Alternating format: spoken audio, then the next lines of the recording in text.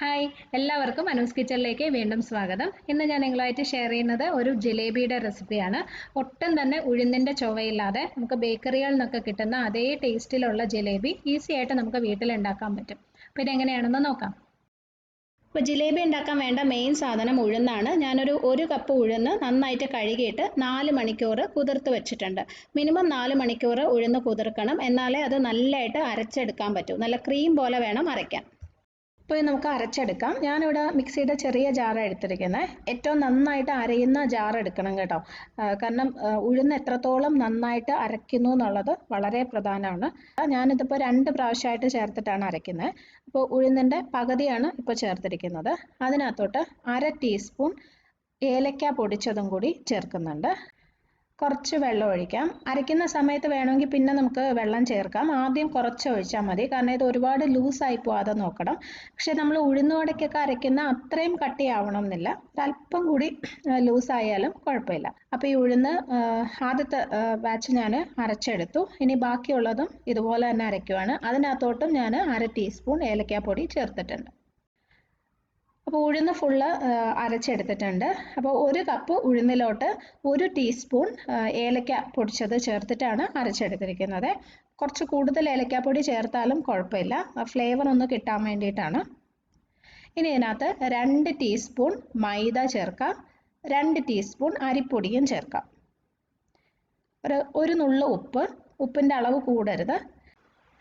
ഇതെല്ലാം കൂടി നന്നായിട്ട് മിക്സ് ചെയ്തെടുക്കാം. ആ ഉഴുന്നിൻ്റെ പരുവം കണ്ടല്ലോ, ഇതുപോലെ ഇത്രയും കട്ടിക്ക് വേണം അരയ്ക്കാൻ. ഉഴുന്ന് വടയ്ക്ക് അരയ്ക്കുന്നേക്കാളും ഒരല്പം കൂടി ലൂസായിട്ടാണ്. ഇനി ഇതിൽ ഞാൻ കുറച്ച് ഓറഞ്ച് ഫുഡ് കളർ ചേർക്കുന്നുണ്ട്. ഇത് നിർബന്ധമില്ല കേട്ടോ, നിങ്ങളുടെ കയ്യിലുണ്ടെങ്കിൽ ഓറഞ്ചോ അല്ലെങ്കിൽ യെല്ലോയോ ഫുഡ് കളർ ചേർത്ത് കൊടുക്കാം. വീട്ടിലുണ്ടാക്കുമ്പോൾ ഒഴിവാക്കിയാലും ഒരു പ്രശ്നമില്ല, ടേസ്റ്റിലൊന്നും വ്യത്യാസം വരത്തില്ല. അപ്പോൾ ജിലേബിക്കുള്ള മാവ് റെഡിയായി. ഇത് കാണുമ്പോൾ തന്നെ നിങ്ങൾക്ക് അറിയാമല്ലോ, ആ ഉഴുന്ന് നന്നായിട്ട് അരച്ചിരിക്കുന്നതുകൊണ്ടാണ് ഇതുപോലെ നല്ല ക്രീം പോലുള്ളൊരു ബാറ്റർ കിട്ടിയിട്ടുള്ളത്. അപ്പോൾ ഇത് വളരെ പ്രധാനമാണ് കേട്ടോ ജിലേബി ഉണ്ടാക്കുമ്പോൾ. അപ്പോൾ ഇത് നമുക്കൊരു 10 മിനിറ്റ് മാറ്റി വയ്ക്കാം. ആ സമയം കൊണ്ട് ഷുഗർ സിറപ്പ് ഉണ്ടാക്കാം. ഷുഗർ സിറപ്പിനായിട്ട് ഒരു പാനിൽ 2 കപ്പ് പഞ്ചസാര ചേർക്കാം. നല്ല മധുരം ഇഷ്ടമാണെങ്കിൽ ഒരു 2.5 കപ്പ് വരെ പഞ്ചസാര ചേർക്കാം കേട്ടോ. ഇനി ഒരു 1.5 കപ്പ് വെള്ളം ഒഴിക്കാം. അപ്പോൾ 2 കപ്പ് പഞ്ചസാരയ്ക്ക് 1.5 കപ്പ് വെള്ളം ഒഴിച്ചു. ഇനി ഇതിൽ നമ്മൾ ചേർക്കാൻ പോകുന്നത് കുറച്ച് ഏലക്കയും കുറച്ച് ഗ്രാമ്പുവാണ്. ഇത് രണ്ടും വളരെ പ്രധാനപ്പെട്ട 2 സാധനങ്ങളാണ്. നമ്മൾ ഈ ഉണ്ടാക്കുന്ന ഷുഗർ സിറപ്പിൽ ഇതിൻ്റെ രണ്ടിൻ്റെയും നല്ല ഫ്ലേവർ ഉണ്ടായിരിക്കണം. എന്നാൽ മാത്രമേ നമ്മൾ ജിലേബി അതിനകത്തോട്ട് ഇട്ട് കഴിയുമ്പോൾ ഈ ഷുഗർ സിറപ്പ് പിടിക്കുമല്ലോ, അപ്പോഴേ ആ ഉഴുന്നിൻ്റെ ഫ്ലേവറൊക്കെ മാറിയിട്ട് നമ്മൾ ഈ ബേക്കറികളിൽ നിന്നൊക്കെ കിട്ടുന്ന അതേ ടേസ്റ്റിലുള്ള ജിലേബി കിട്ടത്തുള്ളൂ. അപ്പോൾ ഇത് രണ്ടും ഒരിക്കലും ഒഴിവാക്കരുത്. അപ്പോൾ ഞാൻ എടുത്തിരിക്കുന്നത് ഒരു 10 ഏലക്കയുടെ കുരുവാണ്. ഏലക്ക അതുപോലെ ചേർത്താലും കുഴപ്പമില്ല. പിന്നെ ഒരു 5 ഗ്രാമ്പൂ എടുത്തിട്ടുണ്ട്. ഇത് രണ്ടും ചെറുതായിട്ടൊന്ന് ചതച്ചിട്ടാണ് ഞാൻ ഈ ഷുഗർ സിറപ്പിലോട്ട് ചേർക്കുന്നത്. ഇതിൻ്റെ അളവ് ഒട്ടും കുറയണ്ട, കുറച്ച് കൂടുതൽ എടുത്താലും കുഴപ്പമില്ല, പക്ഷേ ഇത്രയും എന്തായാലും ചേർക്കണം. അപ്പോൾ ഇത് നമുക്കൊന്ന് ചതച്ചിട്ട് ഈ ഷുഗർ സിറപ്പിലോട്ട് ഇട്ട് കൊടുക്കാം. പിന്നെ നമുക്ക് സ്റ്റൗ ഓൺ ചെയ്ത് ഈ സിറപ്പ് നന്നായിട്ട് തിളപ്പിച്ച് ഒരു നൂൽ പരുവം, അതായത് 1 സ്ട്രിങ് കൺസിസ്റ്റൻസിയിലാക്കി എടുക്കണം. അപ്പോൾ സിറപ്പ് ഇപ്പോൾ ഒരു നൂൽ പരുവം ആയിട്ടുണ്ട്. ഇത് നോക്കാനായിട്ട് ഒരല്പം സിറപ്പ് എടുത്തിട്ട് ഇങ്ങനെ ചെയ്താൽ മതി. വിരൽ വെച്ച് ഇങ്ങനെ ചെയ്യുമ്പോൾ ഒരു നൂല് പോലെ ആയി വരുന്നില്ലേ, അതാണ് കറക്റ്റ്. ഇത് ഒട്ടും കട്ടി കൂടിപ്പോവാതെ നോക്കണം കേട്ടോ. കറക്റ്റ് ഒരു നൂൽ പരുവാകുമ്പോൾ തന്നെ സ്റ്റൗ ഓഫ് ചെയ്യണം. ഇനി ഇതിൽ ഒരല്പം നാരങ്ങാനീര്, ഒരു 1/2 ടീസ്പൂൺ മുതൽ 1 ടീസ്പൂൺ വരെ ചേർക്കാം. അത് കുറച്ചൊന്ന് തണുത്ത് കഴിയുമ്പോൾ പഞ്ചസാര വീണ്ടും കട്ട പിടിക്കാതിരിക്കാനാണ് നാരങ്ങാനീര് ഒഴിക്കുന്നത്. നാരങ്ങയുടെ അളവും കൂടിപ്പോകരുത്, സിറപ്പിന് ആ ഒരു പുളി വരരുത്. നന്നായിട്ട് മിക്സ് ചെയ്ത് വെച്ചു. അപ്പോൾ നമ്മുടെ പഞ്ചസാര പാനി ഷുഗർ സിറപ്പ് റെഡി ആയിട്ടുണ്ട്. അപ്പോൾ ഇത് മാറ്റി വെച്ചിട്ട് നമ്മൾ ഉടനെ തന്നെ ജിലേബി ഫ്രൈ ചെയ്യാൻ പോവാണ്. ഈ ഷുഗർ സിറപ്പ് തണുത്ത് പോകാൻ പാടില്ല. ഒരു ചൂടോട് കൂടി ഇരിക്കുമ്പോൾ തന്നെ നമ്മൾ ജിലേബി ഫ്രൈ ചെയ്ത് അതിനകത്തോട്ട് ഇടണം. അപ്പോൾ നമ്മൾ നേരത്തെ മാറ്റി വെച്ച മാവെടുത്ത് ആദ്യം നന്നായിട്ട് ഒന്നും കൂടി മിക്സ് ചെയ്തെടുക്കാം. ഇനി ഇത് ഷേപ്പ് ചെയ്യാനായിട്ട് ഞാൻ ഉപയോഗിക്കുന്നത് ഈ കേക്കിനൊക്കെ ഉപയോഗിക്കുന്ന പൈപ്പിംഗ് ബാഗാണ്. ഇതില്ലെങ്കിൽ നിങ്ങളുടെ കയ്യിലുള്ള ഏതെങ്കിലും നല്ല വൃത്തിയുള്ള പ്ലാസ്റ്റിക് കവർ എടുത്താൽ മതി. അപ്പോൾ ഇതൊരു ഗ്ലാസ്സിലോട്ട് ഇങ്ങനെ വെച്ചിട്ട് മാവ് ഒഴിക്കുവാണെങ്കിൽ എളുപ്പമാണ്, അല്ലെങ്കിൽ അത് ഫില്ല് ചെയ്യാൻ കുറച്ച് ബുദ്ധിമുട്ടായിരിക്കും. ഓക്കെ, ഇനി ഇതിനകത്തോട്ട് മാവ് ഒഴിക്കുക. ഫുൾ ഒഴിക്കേണ്ട കേട്ടോ, ഒരു 2-3 പ്രാവശ്യമായിട്ട് ചേർത്തിട്ട് ചെയ്യാം, അല്ലെങ്കിൽ പൈപ്പ് ചെയ്യാൻ കുറച്ച് ബുദ്ധിമുട്ട് തോന്നും. അപ്പോൾ ഞാൻ കുറച്ച് ഒഴിച്ചു. ഇനി ഇതിൻ്റെ അറ്റത്ത് ചെറുതായിട്ടൊന്ന് കട്ട് ചെയ്ത് കൊടുക്കുക. വലിയ ഹോളായി പോകരുത്, ചെറിയൊരു ഹോള്, ഇത്രയും മതി. ഇനി ഒരു പാനിൽ കുറച്ചിങ്ങനെ പരന്ന ഒരു പാനിൽ എണ്ണ ഒഴിച്ചു കൊടുക്കുക. ഞാൻ സൺഫ്ലവർ ഓയിലാണ് ഒഴിച്ചിരിക്കുന്നത്. എണ്ണ നിറയെ ഒഴിക്കേണ്ട, ആ പാനിൻ്റെ ഒരു 1/4 ഭാഗം മതി. നിറച്ചൊഴിച്ചു കഴിഞ്ഞാൽ നമുക്ക് അത് ചുറ്റിക്കാൻ ബുദ്ധിമുട്ട് തോന്നും. എണ്ണയുടെ മുകളിൽ ഇങ്ങനെ ചുറ്റിച്ചെടുക്കാൻ പാടാണ്. അപ്പോൾ എണ്ണ ഒരുപാട് ചൂടാവുന്നതിന് മുന്നേ തന്നെ നമ്മളിതിങ്ങനെ ചുറ്റിച്ചു കൊടുക്കണം. ഒരു മീഡിയം ചൂടിൽ വരുമ്പോൾ തന്നെ ഇങ്ങനെ ചുറ്റിച്ചു കൊടുക്കാം.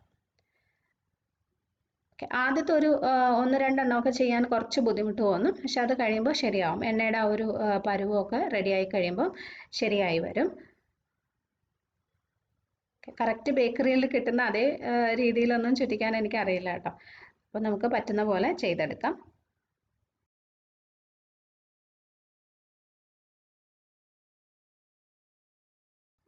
അപ്പോൾ ഇത് ഒരു സൈഡ് റെഡി ആകുമ്പോൾ തിരിച്ചിട്ട് കൊടുക്കണം. ഇത് ഫ്രൈ ചെയ്തെടുക്കുമ്പോഴും നിങ്ങൾ ഒരു കാര്യം ശ്രദ്ധിക്കാനുള്ളത്, കുറച്ചൊന്ന് മുരിഞ്ഞ് കിട്ടണം. ഒരുപാട് കട്ടിയായി പോകണമെന്നല്ല, പക്ഷേ കുറച്ചൊന്ന് മുരിഞ്ഞ് വരണം. എന്നാലേ സിറപ്പിലിടുമ്പോൾ അത് കറക്റ്റ് പരുവത്തിന് കിട്ടുള്ളൂ. പിന്നെ ഇത് ഓരോന്നും ഫ്രൈ ചെയ്യാനായിട്ട് ഒത്തിരി സമയം എടുക്കത്തില്ല കേട്ടോ. ഒരു 1-2 മിനിറ്റിനുള്ളിൽ തന്നെ അത് റെഡിയാവും. ഇതിപ്പോൾ ഒന്ന് മുരിഞ്ഞ് വന്നിട്ടുണ്ട്. നമുക്കത് മാറ്റി ഉടനെ തന്നെ ഷുഗർ സിറപ്പിലോട്ട് ഇട്ട് കൊടുക്കാം. ചൂടുള്ള സിറപ്പിലോട്ടാണ് നമ്മൾ ജിലേബി ഇട്ടത്. എന്നിട്ട് ഇത് ഇങ്ങനെ ഒന്ന് താഴ്ത്തി വെച്ച് കൊടുക്കുക. നന്നായിട്ട് ആ സിറപ്പ് ഉള്ളിലോട്ടൊക്കെ പിടിക്കണം. ഇത് ഒരുപാട് സമയം ഇടേണ്ട ആവശ്യമില്ല. നമ്മൾ അടുത്ത ബാച്ച് ജിലേബി ഫ്രൈ ചെയ്ത് എടുക്കുന്നത് വരെ ഇട്ടാൽ മതി. അപ്പോൾ ആ ഒരു 2-3 മിനിറ്റ് അത്ര സമയം മാത്രം ഇട്ടിരുന്നാൽ മതി. അപ്പോൾ നമുക്ക് അടുത്ത ബാച്ച് ഇതുപോലെ തന്നെ ഫ്രൈ ചെയ്തെടുക്കാം. അപ്പോൾ അത് ഫ്രൈ ആയി കഴിയുമ്പോൾ നമ്മൾ ആദ്യം ഇട്ട് വെച്ചത് വേറൊരു പാത്രത്തിലോട്ട് മാറ്റാം.